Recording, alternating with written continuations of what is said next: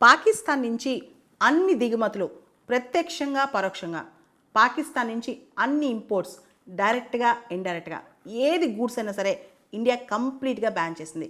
ఈ దిశగా director general of foreign trade వాళ్ళు నోటిఫికేషన్ ఇష్యూ చేశారు.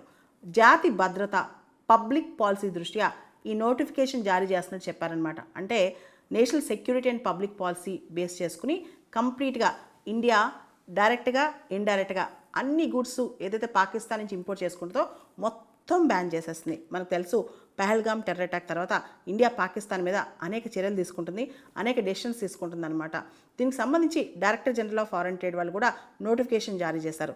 మనకు తెలుసు India already Attari Wagah border ఏదైతే ఉందో ఆ ట్రాన్సిట్ రూట్ ఇండియా కంప్లీట్గా క్లోజ్ చేసిందనమాట పహల్గామ్ టెర్రర్ అటాక్ తర్వాత. దీనివల్ల bilateral trade India Pakistan bilateral trade almost తగ్గిపోద్ది. ఇంకా కూడా ఇప్పుడు ఇండియా కంప్లీట్గా ఇంపోర్ట్ బ్యాన్ చేసేసిందనమాట. దీనికి సంబంధించి మనం చూస్తే ఇండియా పాకిస్తాన్ మధ్య పెద్దగా అతి గొప్ప వాణిజ్య సంబంధాలు ఏం లేవు.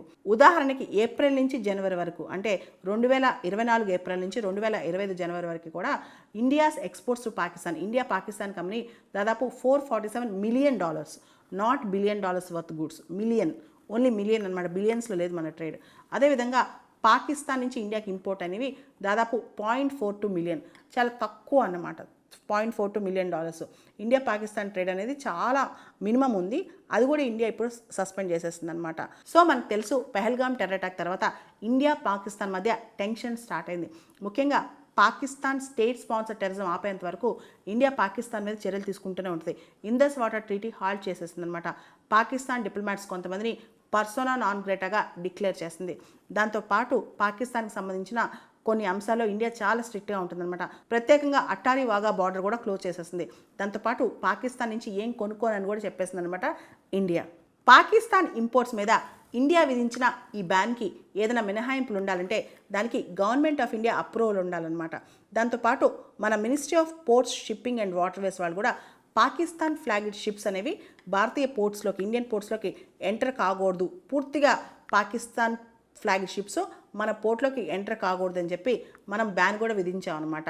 ఈ రిస్ట్రిక్షన్ అనేది మర్చెంట్ షిప్పింగ్ యాక్ట్ 1958లో సెక్షన్ 411 కింద ఇండియా విధిస్తుంది అనమాట. To safeguard Indian assets, cargo and port infrastructure.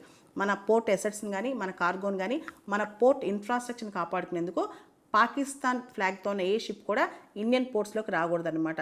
దీనివల్ల ఓవరాల్గా ఏంటంటే మన నేషనల్ ఇంట్రెస్ట్, జాతి ప్రయోజనాలను కాపాడుకోవడం కోసం. అదేవిధంగా పాకిస్తాన్ మీరు కనుక స్టేట్ స్పాన్సర్ టెర్రరిజం, మీరు టెర్రరిస్టులకి హోస్ట్ చేసినా, స్పాన్సర్ చేసినా ఇండియా సహించబోదు అని చెప్పడం అనమాట. దీనికి సంబంధించి మొత్తానికి మనం పాకిస్తాన్ నుంచి ఇంపోర్ట్స్ బ్యాన్ చేసుకున్నాం.